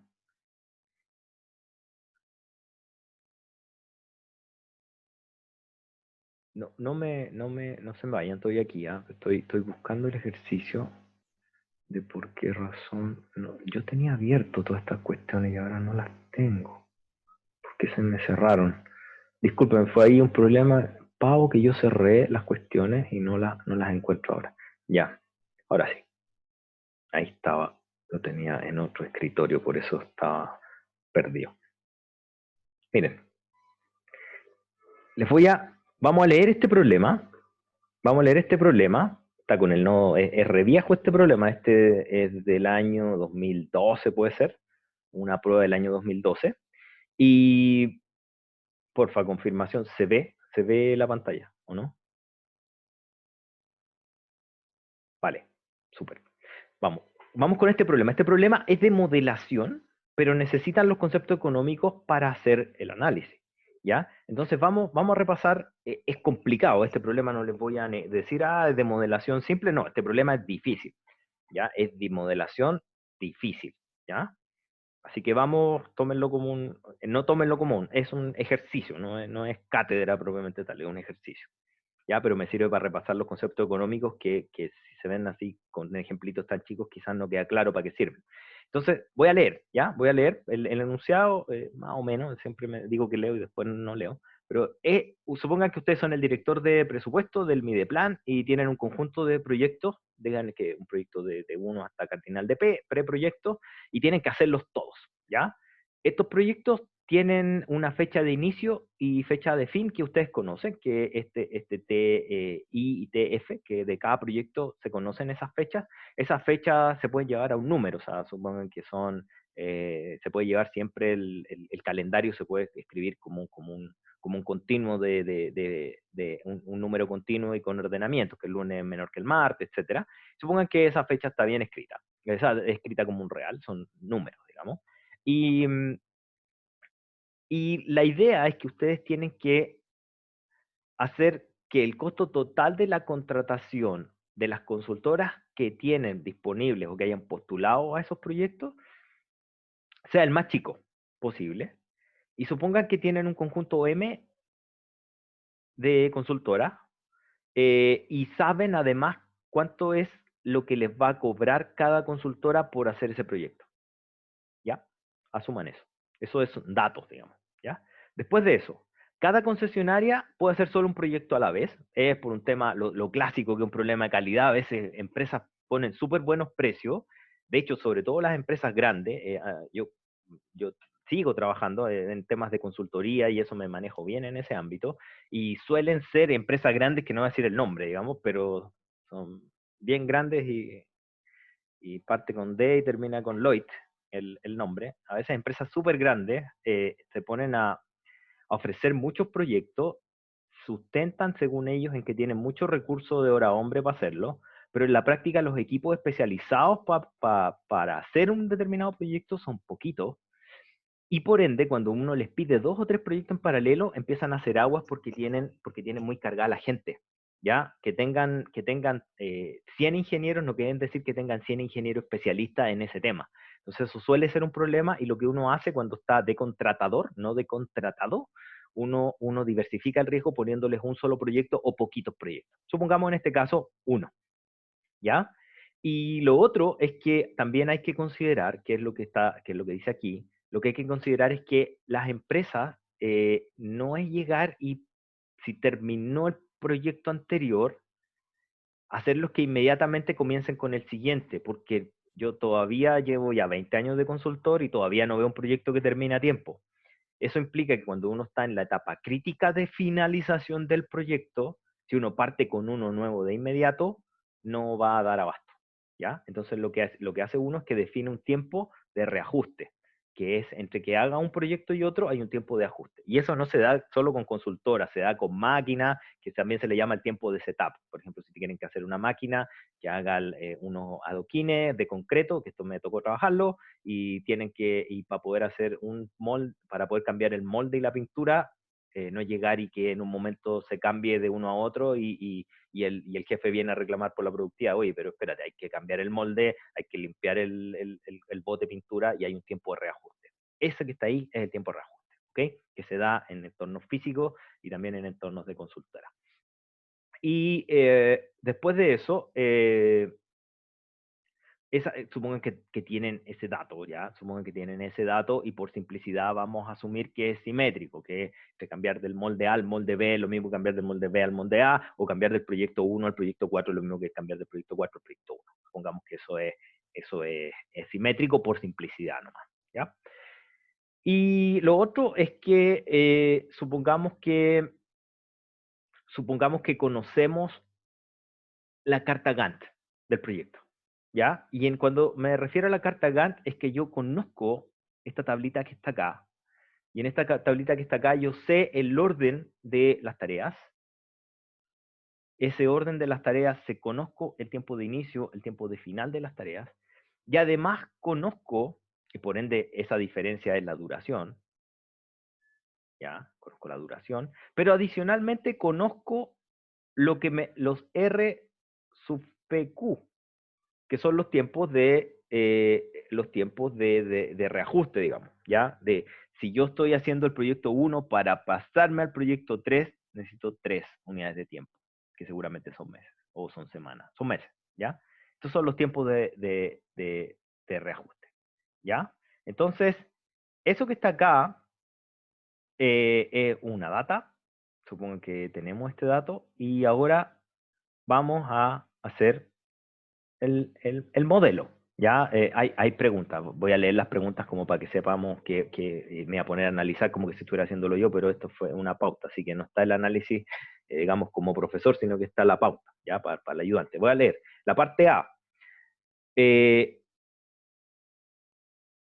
Hacer un modelo para solucionar la situación de asignar proyectos a consultora y utilizando un problema de modelos de redes. Después de eso, después que utilizan eso, les voy a pedir que hagan lo siguiente, que después que hagan el modelo, la parte B, si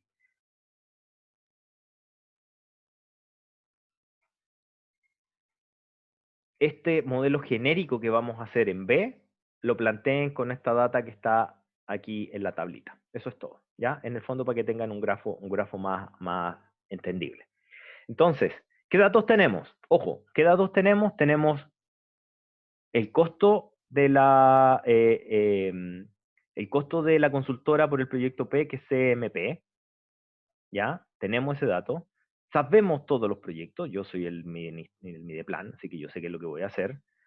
Cada concesionaria puede hacer solo un proyecto. Después que asigno el proyecto, hay un tiempo de reajuste. Y después de eso, tenemos que lanzarnos con el modelo. Entonces, toda la información que tenemos acá es difícil, y la parte más difícil de este modelo era darse cuenta de dónde estaba el grafo. Y el grafo, porque ustedes dicen, oye, pero esto es una asignación, ¿dónde están los flujos? El grafo es un grafo en el cual los nodos, ¿ya? El 1, 2, 3, 4 y 5 son los proyectos, ¿ya? Y a ese nodo y a ese grafo de proyectos se le agrega, estos son los proyectos, se le agrega una fuente y un terminal, ¿ya? Es decir, los nodos son los proyectos unidos con una fuente y un terminal. ¿Por qué se necesita una fuente? Porque en la fuente es donde llegan todas las consultoras que tengo disponibles, y en el terminal es donde salen todas las consultoras que tengo disponibles. ¿Ya? Y entre medio, en la nube de entre medio de los proyectos, es donde yo debo realizar mi análisis. Y lo que fluye por esta red son consultoras. ¿Ok? Eso era la parte crítica de este proyecto, darse cuenta que este modelo se puede escribir como un grafo y había que construir el grafo. Habiendo entendido ya el grafo, de ahí para adelante un problema de flujo en redes nomás. Pero darse cuenta que esto se podía escribir como un grafo era súper complicado. ¿Ya? ¿Cómo es ese grafo? Bueno, hay una fuente, que aquí es donde llegan las consultoras. Hay consultoras que pueden ser asignadas, voy a decirlo con rayitas más chiquititas, con rayitas, que pudieran ser asignadas a alguno de los proyectos, pero hay consultoras que van a quedar sin nada y que uno las puede pasar directo al terminal, ¿ya? Uno puede pasarlas por el lado y que esas consultoras te cobrarían cero si se van por ahí, pero no van a hacer ningún trabajo. Y el proyecto 1, al parecer de uno mirar la carta Gantt, parece ser que si voy del mes al 1 al 12, solo puedo hacer el 1. ¿Ya? Y fíjense en eso, cuando solo puedo hacer el 1, cuando alguien se asigna al 1, solo se puede ir para la casa después porque no puede hacer ningún otro. Pero, por ejemplo, si alguien fuere a hacer el proyecto 4, que está acá, si alguien fuera a hacer el proyecto 4, que es entre el mes 5 y el 7, yo eventualmente, con estos solo 2 mesecillos de ajuste, yo pudiera hacerme cargo, o sea, se pueden hacer cargo de mí si es que están posterior, se pueden hacer cargo de mí si es que están posterior a mi mes de inicio 7. Y fíjense, este individuo que es el, voy a borrar un poquito, voy a borrar un poquito acá.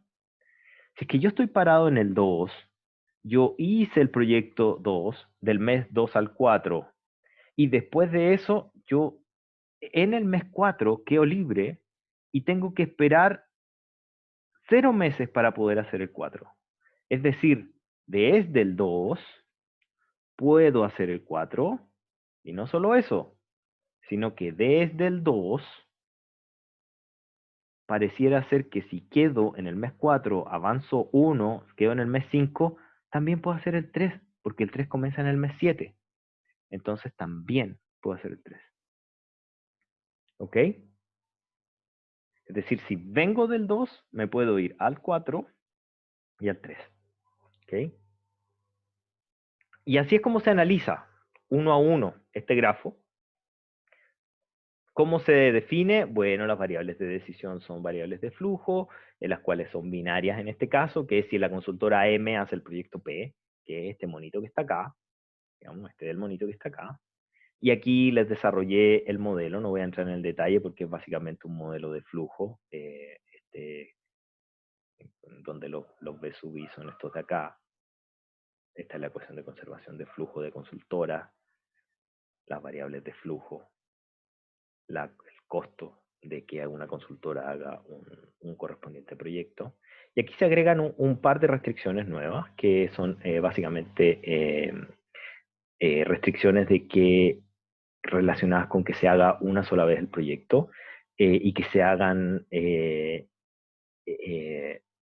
por una consultora. ¿Okay? Entonces, lo primero es que todos los proyectos deben ser hechos, los aseguro con que un flujo salga del correspondiente cada uno de los proyectos, y también me puedo asegurar con que yo puedo hacer, también lo pudiera asegurar con un mayor igual, en consideración a que la función objetivo es un mínimo. Eso ya lo hemos conversado y ahí les puse el caso por extensión.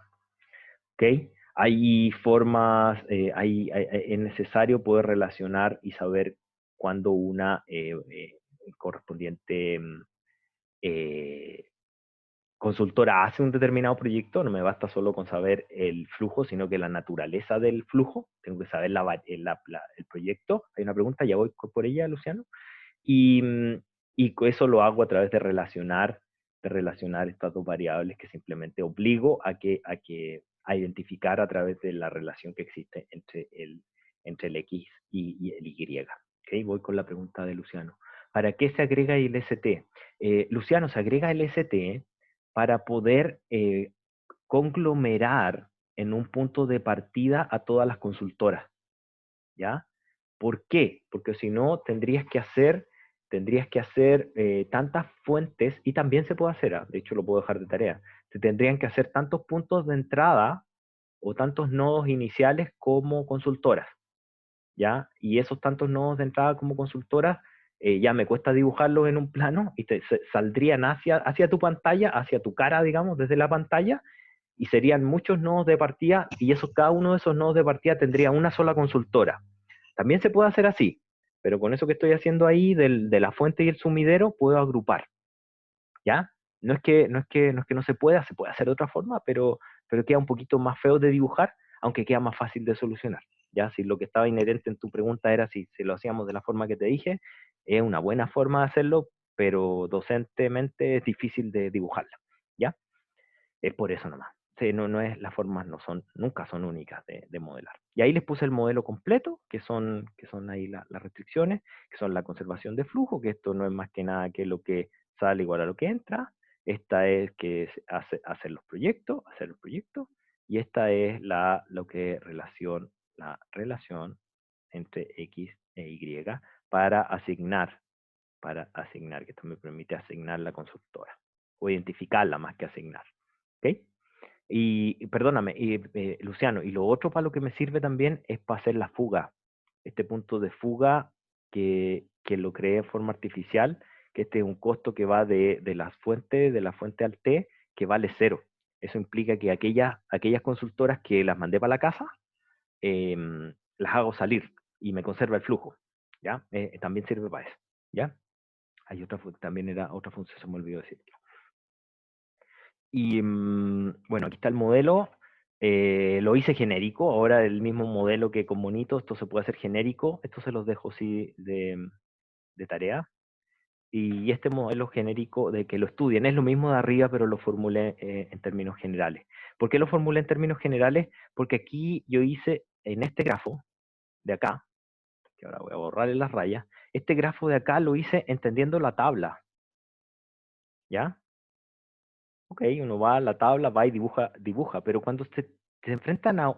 Imagínense, no creo que haya, no sé si haya alguien de Brasil haciendo la concentración tecnológica, pero si es que esta cuestión fuera un proyecto de construcción de un edificio, créanme que no son 5 nodos, sino que pueden llegar a ser miles de nodos, miles de tareas. Y para ordenar una cuestión de esta, que para eso es lo que sirve esto, pueden estar mucho rato y esto lo tiene que hacer un programa.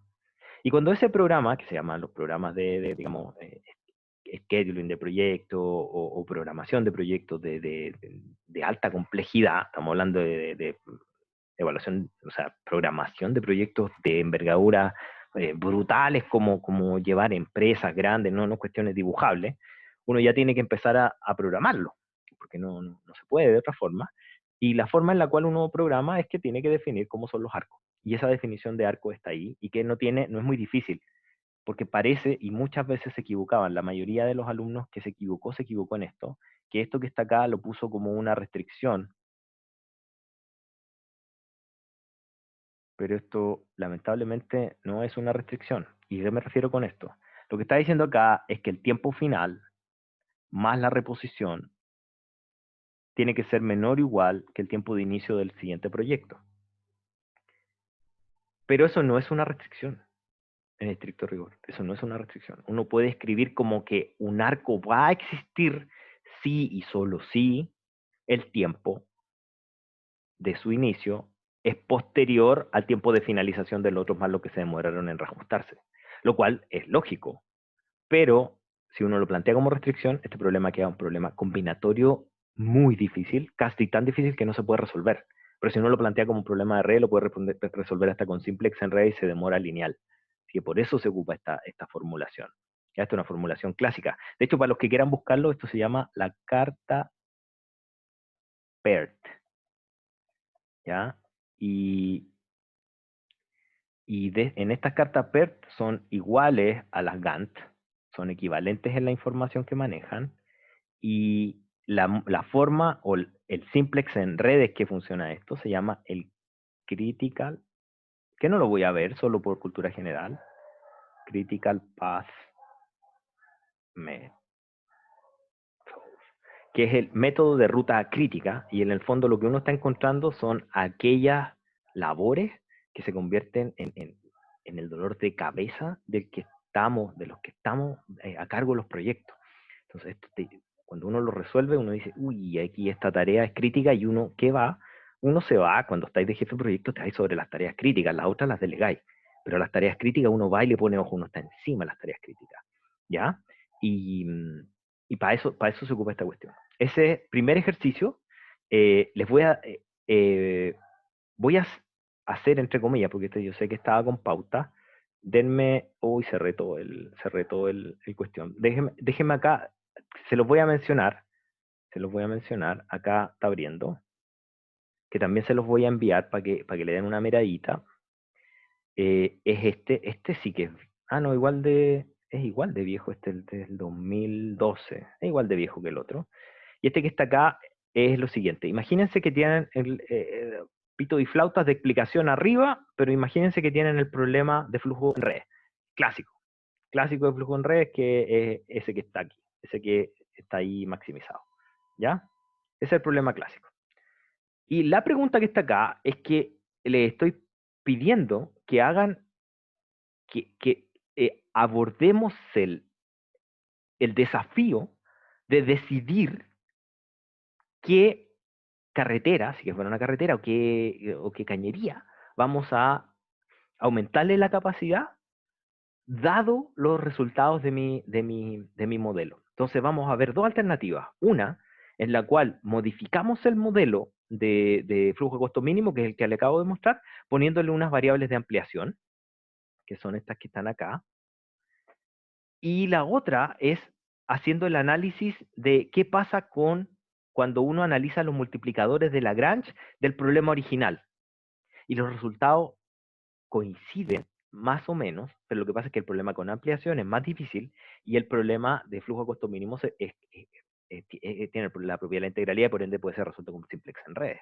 Entonces, este problema entero les va a dar mucha guía de la utilidad económica respecto de decisiones de inversión, del simplex en redes y del problema de flujo de costo mínimo. ¿Ya? Entonces, eso se los voy a dejar.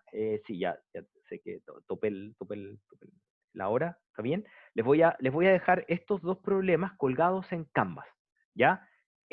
Cuando digo estos dos problemas, son los dos que no están en el apunte, pero no se olviden de la página 73, que hora que era. Ahí lo voy a escribir en Canvas, no me acuerdo. Entonces, vean un flujo en redes resuelto y vean estos dos problemas. El de la carta Gantt es súper difícil. Gracias, Armando, 76.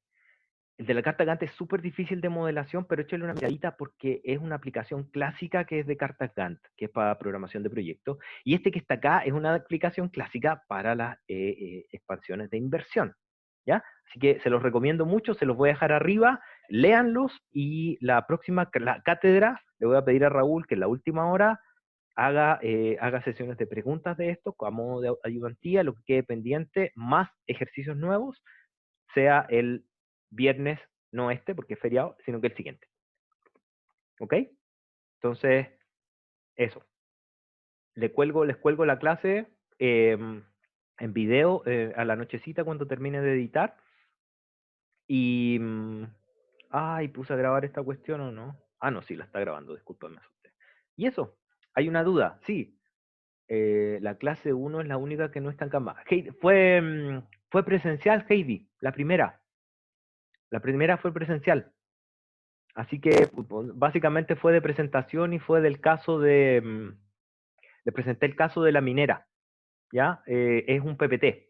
Se los envié ¿cómo se llama? Por correo. Les voy a subir a Canvas, ¿ya? No hay problema. Era un paper. O sea, era un PPT de un paper. ¿ya? Así que les subo el paper y la PPT, pero era siempre la clase uno la hago de motivación, no paso materia, sino que les doy un caso real de aplicación. Que si alguien me saca la duda que haya ido a la primera clase, creo que lo hice del caso de la minera, ¿cierto? ¿O no? Como para no colgar, o hice los bomberos, ya no me acuerdo. ¿La minera, Hernán? ¿Era minera o bombero? Minera, ya, gracias. Gracias. Es ese caso que y se lo subo si es que ya no está, y es eso. Es bueno que lo tengan, porque el caso de la minera me ha dado o sea, mucho que hacer, pero también mucho retribución en términos de que, no sé, como 8 practicantes, 4 memoristas, paper, ha sido súper completo. Así que Así que es súper bueno que se vayan metiendo en ese tipo de modelos para ver si se animan después a trabajar con nosotros los profesores. Nosotros felices y a ustedes les sirve también. ¿Vale? Eso, chiquillos. Gracias por avisarme lo del auxiliar. Voy a poner ahí ojo con eso y les subo el material y recuperamos en la última hora y retomamos con ayudantía el subsiguiente viernes. ¿Vale? Muchas gracias. Que estén bien.